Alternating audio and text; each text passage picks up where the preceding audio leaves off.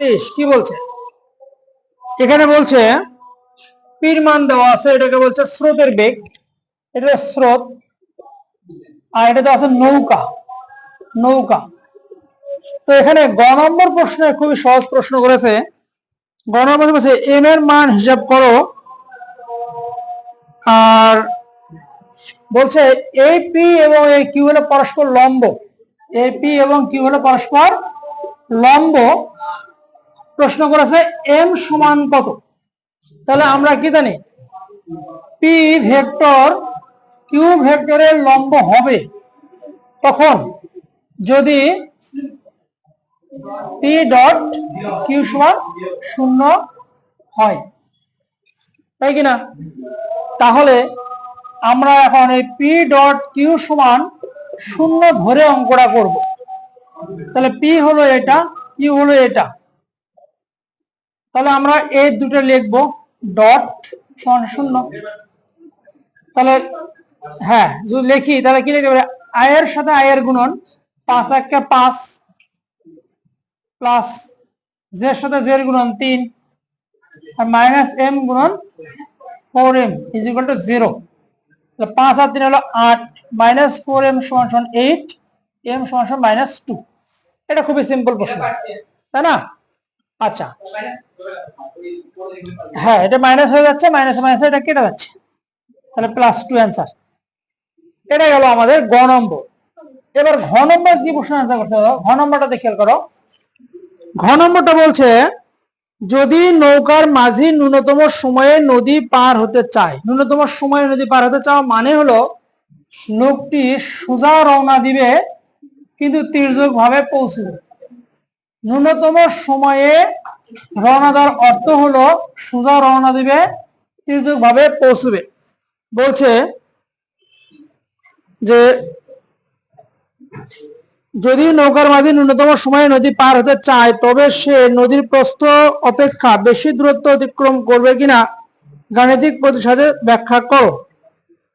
এখানে তার আগে একটা কথা বলে নিয়েছে যে প্রশ্ন বলেছে যে একটি নদীর স্রোতের দ্রুতি নির্দেশ করে, তবে সর্বনিম্ন পথে নদী পার হতে নৌকাটি 2 মিনিট সময় লাগে। কি সমস্যা এখানে? কি বলছে দেখো, প্রশ্নে কি বলেছে? প্রশ্ন বলেছে একটি নদীর স্রোতের দ্রুতি নির্দেশ করে।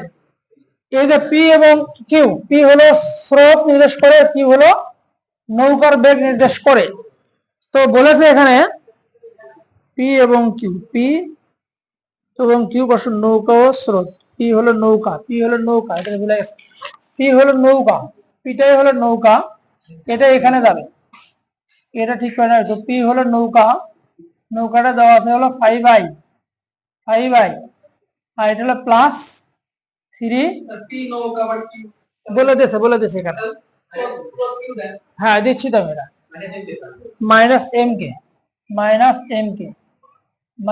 -m কে। এখন m এর মানটা কিন্তু আমরা জেনে গেছি 2, তাই না? তাহলে আমি m এর পরিবর্তে কি লিখতে পারি, 2 লিখতে পারি। আর এটা হলো কিউ, এটা হলো কিউ, কিউটা বলেছে হলো এখানে i + j + 4k, i + j + 4k।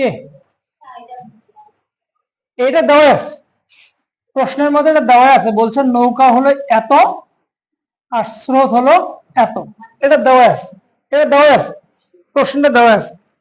বলেছে যদি নৌকার মাঝি ন্যূনতম সময়ে নদী পার হতে চায়, ন্যূনতম সময়ে নদী পার হতে চায়, তাহলে সে নদীর প্রস্থ চেয়ে বেশি দ্রুত অতিক্রম করবে কিনা। নদীর প্রস্থ দেওয়া নাই, আছে কি দেওয়া নাই? আমি ধরে নিলাম যে নদীর প্রস্থ, অর্থাৎ ডি ধরলাম, নদীর প্রস্থ আমি ধরে নিলাম ডি দেওয়া আছে। এখন আমরা দেখে নেব যে সে আসলে কত দ্রুত অতিক্রম করছে। তাহলে আমরা প্রথমে কাজটা করে নেব কি, এই বেগের মানটা নির্ণয় করে নেই।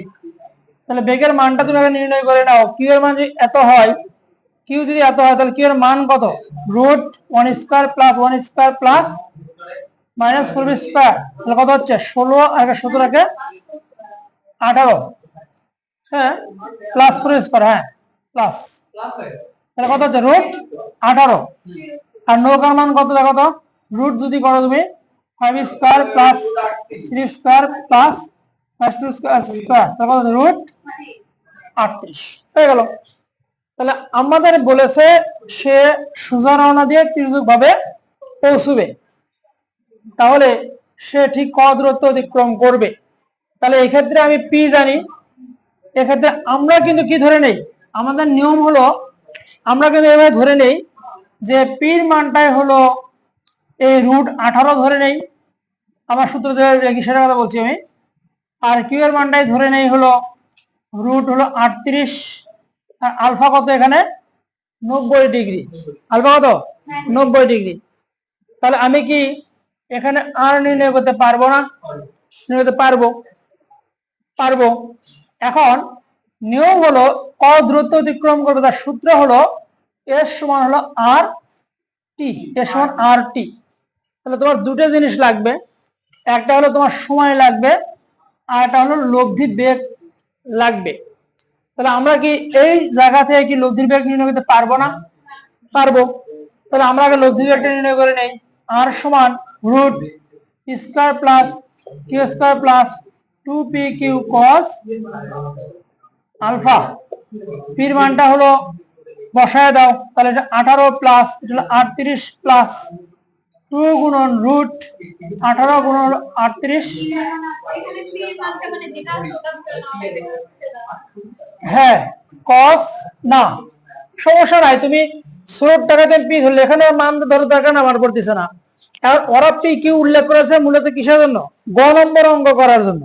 এখন আমার কোনো প্রবলেম নাই, এখন আমি স্রোতের বেগ হলো আমার রুট 18, নৌকার বেগ হলো আমার রুট 38, আমি 38 18 দিয়ে কাজ করবো। এখন আর পি কিউ আমার দেখার এখানে প্রয়োজন নাই, বুঝা গেছে? আমি জেনে গেছি স্রোত হলো 18 আর আমি জেনে গেছি নৌকা হলো 38। এন্ড কস কিন্তু এটা 90 ডিগ্রি, তাই না? কস 90 মানে 0 না, তাহলে এই অংশটা পুরোটা 0 হয়ে গেলে কি হচ্ছে দেখো, তাহলে এই 18 38 কত হচ্ছে 56 রুট 56। তাহলে রুট 56 হলো আর এর মান পেয়ে গেলাম আমরা, ঠিক কিনা? রুট 56 তুমি রেখে দাও, এটা একটা পেয়ে গেলাম। আর আমার সময় জানা দরকার, সময় জানলে আমি বের করতে পারবো অ্যান্সার কত হবে। এখন সময়টা বের করে নিই আমরা, সময় কত? না সময় দেখো, টি সমান সূত্র কি? টি সমান এই যে এস ডিভাইডেড আমরা লিখতে পারি দুইটা সূত্র লিখতে পারি, আর সাইন লিখলে থিটা লিখতে হবে, অথবা লিখতে পারি আমরা এস ডিভাইডেড কিউ লিখলে সাইন আলফা লিখতে হবে। এখন আমার দেখো থিটার চাইতে আলফা লেখা সুবিধাজনক, কারণ আমি থিটার মান জানি না, কিন্তু আমি কিন্তু আলফার মানটা জানি। তাহলে এস টি নির্ণয় সূত্র কয়টা? দুটা, টি সমান S divided R sine theta আর S divided Q sine alpha.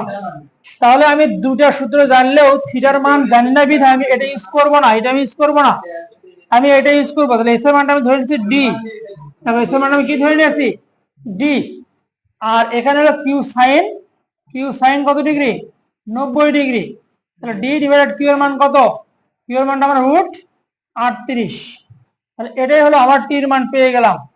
আর এই মানটা এখানে বসায় দাও, এটা রুট 56 আর টির মানটা বসায় দেওয়া হলো ডি ডিভাইডেড রুট 38। তাহলে দেখো রুট 56 কে তুমি রুট 38 তে ভাগ করো কত হয়? রুট 56 কে রুট 38 তে ভাগ করো কত হয় দেখো,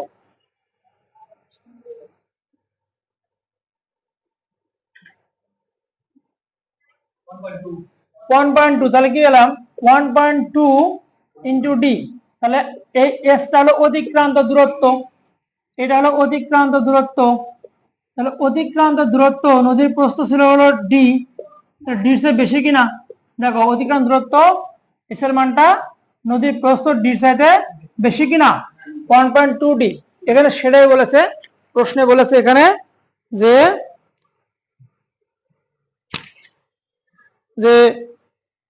তবে সে নদীর প্রস্থ অপেক্ষা বেশি দূরত্ব অতিক্রম করবে কিনা। হ্যাঁ বেশি দূরত্ব অতিক্রম করবে। এখন বলো এটা কোন সমস্যা? ওইটা এখানে প্রয়োজন হচ্ছে না আমার, না প্রয়োজন হচ্ছে না। আমরা ইচ্ছা করলে অঙ্কটিতে আমরা ডির মানটা বের করে নিয়ে করতে পারি। দেখো এখন ডির মানটা বের করতে চাই, দেখো খেয়াল করো এখানে উদ্দীপক বলেছে, উদ্দীপকের উল্লেখ করে দিয়েছে এই লোকটি যদি সর্বনিম্ন পথে ওপারে যায় তার